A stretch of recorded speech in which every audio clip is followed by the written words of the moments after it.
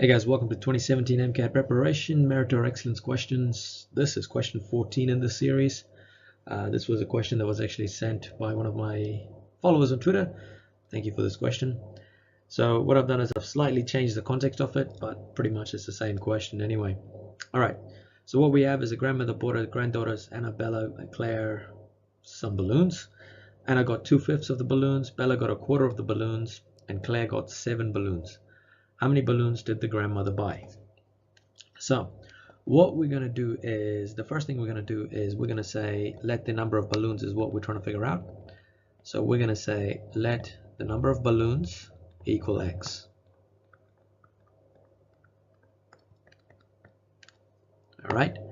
So what we do know though is that obviously Anna, then we had Bella and Claire. So obviously they had like certain amounts of balloons for each of them, and the total number of balloons is equal to x. Okay, so with Anna it actually says that she got 2/5 of the balloons, so then we can actually say that this is going to be 2/5 of the total number of balloons, which in this case is x, plus we have Bella who got 1/4 of the balloons. So that's going to be 1/4 of x. And then we have Claire who actually received 7 balloons. So that's going to be 7 as it is. And all of this is equal to x. So hopefully you guys can see that what we have here is a linear equation. So with this linear equation, the first thing I need to do is obviously I need to bring x by itself and get rid of all the numbers. But the problem is I got this really nasty looking fraction here. So what I'm going to do is I'm going to combine those two fractions together first. So on the side here, I'm going to work it out here. So we've got 2/5 of x plus 1/4 x. Now, guys, you know that if you've been watching my series of videos, you know that you can't just add the numerators and denominators. You've got to make this into have a common factor, common denominator before you actually add them up. And if you look at it, between 5 and 4, the lowest common multiple is 20. So if I want to change 5 to 20, I need to multiply the denominator by 4 and the numerator by 4. And if I want to convert the 4 on this right hand side to 20, I need to multiply the denominator by 5 and the numerator by 5. Now I know some of you might be thinking, well, why can't I just cross multiply?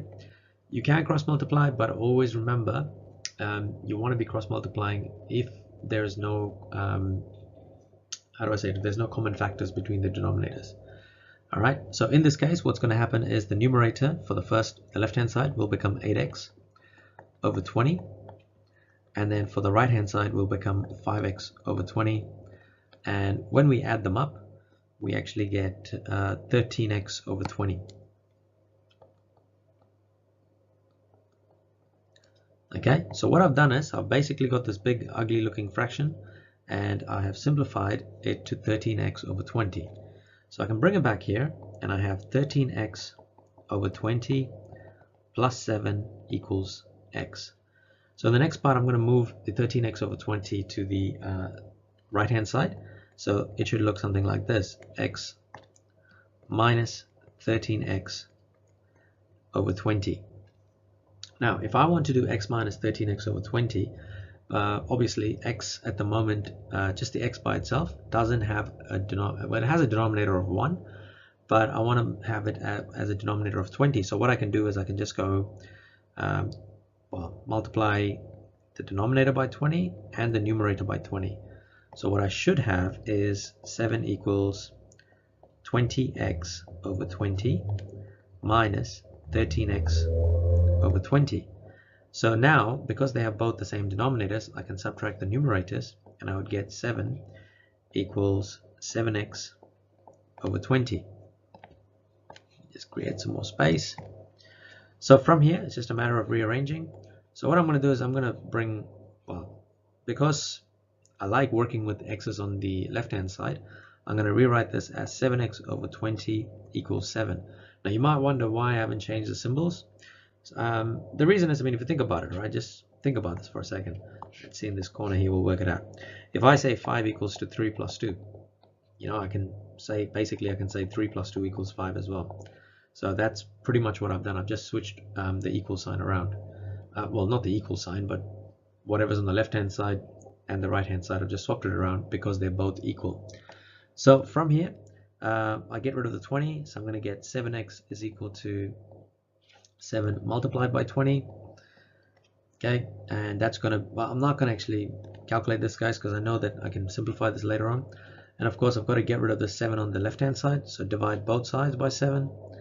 And so what I should end up with is both of those 7s cancel out, and I'm left with x is equal to 20. Okay, so basically, if we think about it, so the grandmother has actually bought 20 balloons. We can actually double check it. So if we go back to see Anna bought 2/5 of 20. 2/5 of 20 is going to be 8. All right, let's have a look at Bella. Bella was a quarter of 20. That's equal to 5. And then for Claire, she had 7. And as you can see, the total of this is 20. So it works out. So we can say the number of balloons is 20 in this case. So you don't really need to do that last 3 parts with the ABC working it out, but I just did it just to double check my answers to see if it actually works out. Alright guys, that's basically it for this session today, and that's the question for today.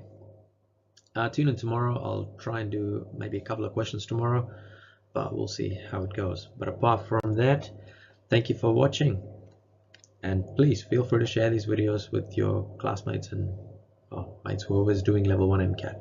Alright, cheers guys, thank you.